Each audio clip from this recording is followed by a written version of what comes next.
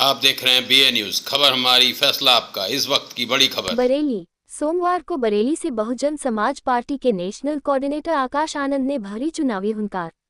भाजपा की सरकारों पर जमकर निकाली भड़ास, सपा और कांग्रेस गठबंधन पर भी खूब बरसे। बोले गरीबों को राशन नहीं रोजगार चाहिए, युवाओं बेरोजगारों के साथ भाजपा ने किया छल। बसपा के नेशनल कोऑर्डिनेटर और मायावती के भतीजे आकाश आनंद का सोमवार को बरेली की सरजमी से केंद्र व प्रदेश सरकार के बड़े नेताओं पर जमकर प्रहार करना बरेली मंडल के बसपा प्रत्याशियों में एक नया जोश और उमंग पैदा कर गया। बरेली के बिशप मंडप इंटर कॉलेज के मैदान पर दोपहर करीब 3 बजे पहुंचे बसपा के स्टार प्रचारक आकाश आनंद ने हजारों की संख्या में उपस्थित जनता से खचाखच भरे मैदान पर लोगों को संबोधित करते हुए केंद्र की भाजपा सरकार के 10 सालों का हिसाब मांगने का आह्वान किया। एक मंझे हुए राजनेता की तरह पीएम और गृहमंत्री सहित भाजपा की सरकार पर हमला करते हुए युवाओं के रोजगार, शिक्षा और सुरक्षा के मुद्दे पर तीखे वार किए। केंद्र सरकार की राशन योजना के बारे में कहा कि 80 करोड़ लोगों को राशन देने का दम भरने वाली सरकार 80 लोगों को रोजगार तक नहीं दे पाई। राशन देकर गरीबों को भिखारी बनाने का काम किया जा रहा। सरकार इतनी ही गरीबों की हितैषी है तो रोजगार देकर गरीबों को मजबूत बनाकर दिखाए।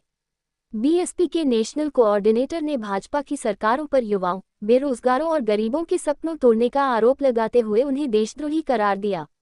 मैदान में खचाखच भरे लोगों को संबोधित करते हुए भाजपा नेताओं के वोट मांगने आने पर उनसे 10 सालों का हिसाब लेने की बड़ी बात कही। मंच पर बैठे पार्टी के उम्मीदवारों और कार्यकर्ताओं में जोश भरते हुए कहा कि भाजपा के लोगों से रत्ती भर भी डरने और घबराने की जरूरत नहीं। प्रदेश की योगी सरकार की बुलडोजर नीति पर भी आकाश ने जमकर शब्दबाण चलाए। योगी आदित्यनाथ को चुनौती देते हुए कहा कि बुलडोजर की सरकार कहलाना गर्व की नहीं कलंक की बात है। सरकारों का कार्य लोगों को तोड़ने का नहीं, जोड़ने का होना चाहिए। सपा कांग्रेस पर भी बीएसपी के युवा नेता खूब बरसे। समाजवादी पार्टी की लाल टोपी पर तंज कसते हुए कहा कि ये लाल टोपी वाले कब टोपी पहना जाए, कह नहीं सकते। कांग्रेस नेता राहुल गांधी की भारत जोड़ो यात्रा पर हमला करते हुए कहा कि 2 साल हो गए उनका भारत ही नहीं जुड़ रहा। मंच पर मौजूद बसपा के सभी मंडलीय प्रत्याशियों को वोट देकर संविधान को बचाने की अपील भी जनता से आकाश आनंद ने इस दौरान की। इससे पहले मंच पर पहुंचने के बाद बसपाइयों ने उनका हाथी का स्मृति चिन्ह देकर स्वागत किया। कार्यक्रम में पश्चिमी उत्तर प्रदेश प्रभारी शमशुद्दीन राइन, बरेली मुरादाबाद अलीगढ़ मंडल प्रभारी राजकुमार गौतम, मुरादाबाद बरेली मंडल इंचार्ज जाफर मलिक, बरेली मंडल कोऑर्डिनेटर ब्रह्मस्वरूप सागर, जिलाध्यक्ष बरेली राजीव कुमार सिंह, मंडल के सभी बसपा उम्मीदवार सहित बरेली मंडल के जिलाध्यक्ष, पदाधिकारी व कार्यकर्ता उपस्थित रहे।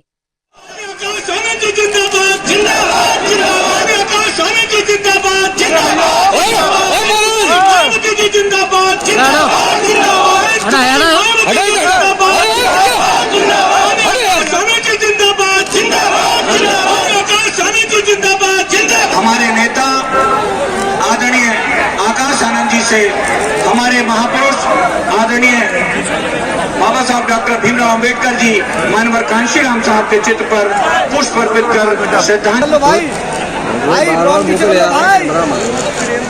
पीछे ले लो यार, कैमरा नीचे ले लो भाई।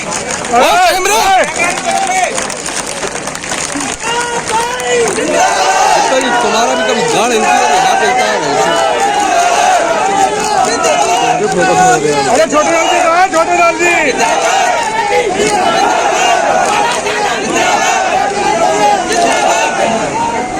जो पिछले 3-4 घंटे से हमारा यहाँ इंतजार कर रहे हैं, गर्मी में बैठे हैं हमें सुनने के लिए, आप सभी का मैं तहे दिल से धन्यवाद करता हूँ साथियों।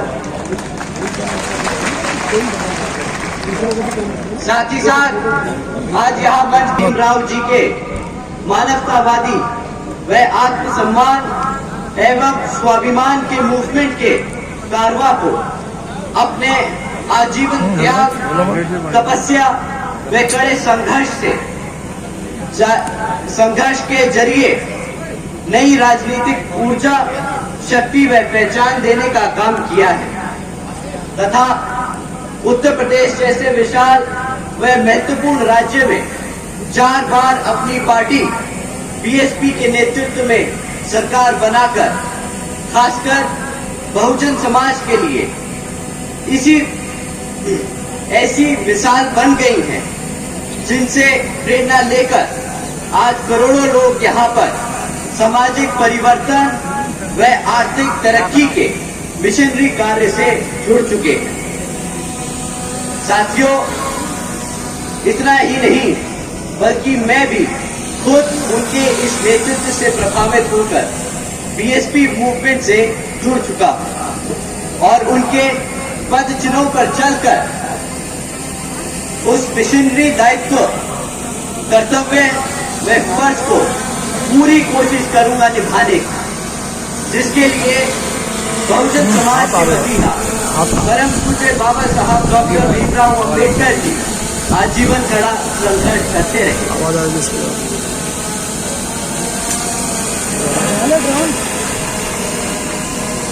साथियों, मैं ये बात कुछ 2-3 रैलियों से 2-3 मीटिंगों से दोहराता आया, परंतु आज आप सबके सामने मुझे पहली बार अपनी बात रखने का मौका मिल रहा।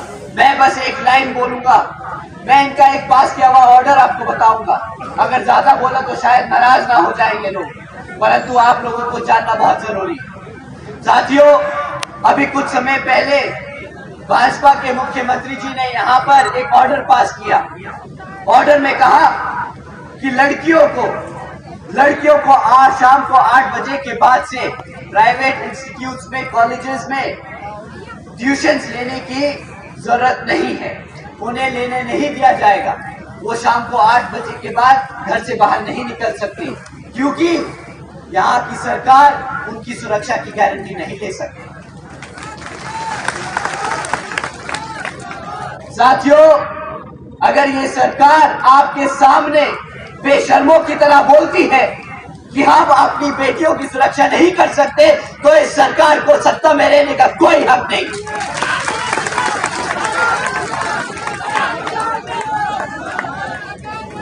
ना ये सुरक्षा दे पाए, ना ये शिक्षा दे पाए, ना ये रोजगार दे पाए। किस बात का अखंड भारत की बात करते हैं ये लोग? कहां से बनेगा अखंड भारत जब आप अपने लोगों को, अपनी जनता को सुरक्षित नहीं रख सकते? आप लोगों ने धोखा नहीं दिया, आप लोगों ने हमारी जनता को धोखा नहीं दिया, आप लोगों ने गद्दारी की। आपसे बड़ा देशद्रोही नहीं अगर आप अपनी आवाम को अपने पैरों पर नहीं खड़ा कर सकते। साथियों, न सुरक्षा दे पाए, न शिक्षा दे पाए, न रोजगार दे पाए, जिन लोगों के सर पे छत थी वो भी छीनी। ये सरकार गर्व से बोलती है कि हमारी सरकार तो बुलडोजर की सरकार है। हमारी जनता ने, हमारी भोली जनता ने इसलिए आपको वोट नहीं डाला था, इसलिए आपको वोट नहीं डाला था कि आप हमारे घर उखाड़ दें, अपनी बुलडोजर हमारे लोगों की छत उखाड़ने का इस्तेमाल करें। साथियों, अगर ये लोग इतनी सी बात नहीं समझ पाए कि ये एक बेइज्जती का टैग है, बुलडोजर की सरकार एक बेइज्जती का टैग है, तो इनको कोई ज्ञान देने की जरूरत नहीं। आप लोगों को इनसे सिर्फ सवाल करने हैं और अगली बार ये आप लोगों के बीच में आए, जो इन्होंने आपके साथ किया है वो आप इनके साथ करेंगे। इन्होंने आपके हाथ में कटोरा थमाने का काम किया है। साथियों, इस बार ये वोट मांगने आए तो इनको वही खाली कटोरा थमा के वापस भेज दीजिएगा।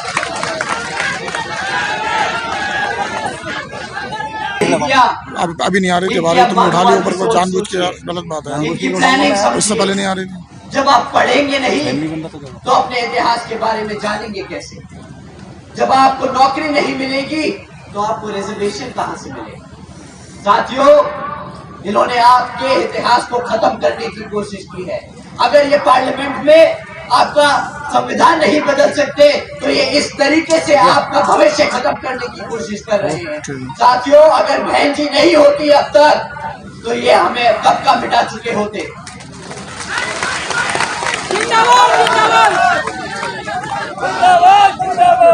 साथियों, इस बार आने वाले लोकसभा चुनाव में आप लोगों को इनको खदेड़ के भगा देना है मैदान से और हाथी वाले निशान के सामने वाला बटन दबाकर यहाँ बहन जी के हाथ मजबूत करने का काम करना है।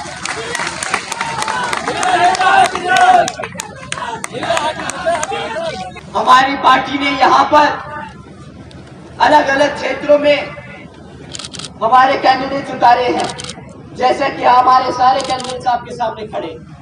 साथियों, ये आज से नहीं, बहुत सालों से आप लोगों के बीच में रहकर काम आपके हकों के लिए लड़ सके।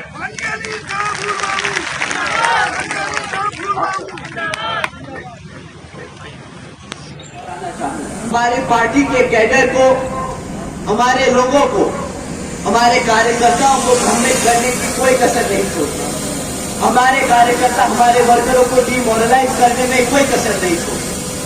सबसे ज्यादा तकलीफ हमारे कार्यकर्ता को तब होती है जब उन्हें सुनने को मिलता है कि भाई हाथी किताबों के बोझ से दब रहा है। इस पे एक फाइनेंशियल बर्डन बहुत ज्यादा है, परंतु साथियों ऐसी कोई बात नहीं। आप लोगों ने इलेक्ट्रल बॉन्ड्स के बारे में सुना होगा, आप लोगों ने क्या उसके बारे में जानकारी है? साथियों, जिनको उसके बारे में जानकारी है अपने हाथ उठाएं। आधे पंडाल में हाथ उठे हैं, आधे में नहीं। तो साथियों, मैं आप लोगों से इलेक्ट्रल बॉन्ड्स के बारे में बात करता हूं क्योंकि वो इन किताबों से जुड़ा है। साथियों, पिछले 6 सालों में 25 राजनीतिक दलों को इन इलेक्ट्रल बॉन्ड्स के द्वारा बड़े बड़े धरना सेठों से, उनकी कंपनियों से इनको इलेक्ट्रल बॉन्ड्स के द्वारा चंदा मिला। आपको पता है कि इन 25 राजनीतिक दलों को पिछले 6 साल में कितना चंदा मिला? साथियों, 16,500 करोड़ रुपए इन 25 राजनीतिक दलों को मिले। परंतु आप जानते हैं इन 25 राजनीतिक दलों में किन किन का नाम था और किन का नहीं? साथियों, बीजेपी से लेकर समाजवादी पार्टी तक का नाम था, परंतु इसमें आपकी बीएसपी का नाम नहीं था।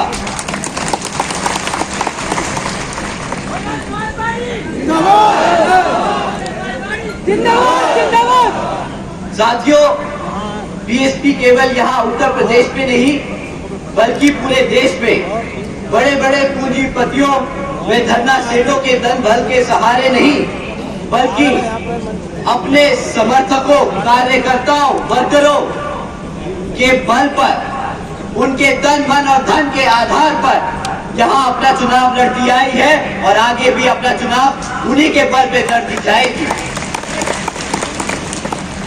तो साथियों, बीएसपी का सच्चा कार्यकर्ता कभी भी किताब को अपना बोझ नहीं समझता। बीएसपी का सच्चे कार्यकर्ता उसको अपना कर्तव्य समझता है, क्योंकि वो जानता है कि इसी किताब की वजह से बीएसपी का मूवमेंट, बाबा साहब का मूवमेंट, मान्यवर साहब की जिंदगी का मिशन आगे बढ़ता जाएगा।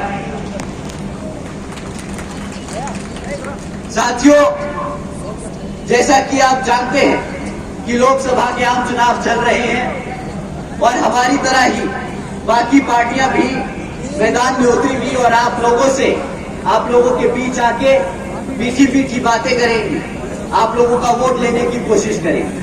परंतु साथियों, मैं आप लोगों से एक बारी ये दरख्वास्त करता हूं कि इस बारी किसी भी नेता को अपने बीच में बैठने से पहले, अपने बीच में बोलने से पहले उससे 10 सवाल कीजिएगा, उससे पिछले 10 सालों का सवाल कीजिएगा।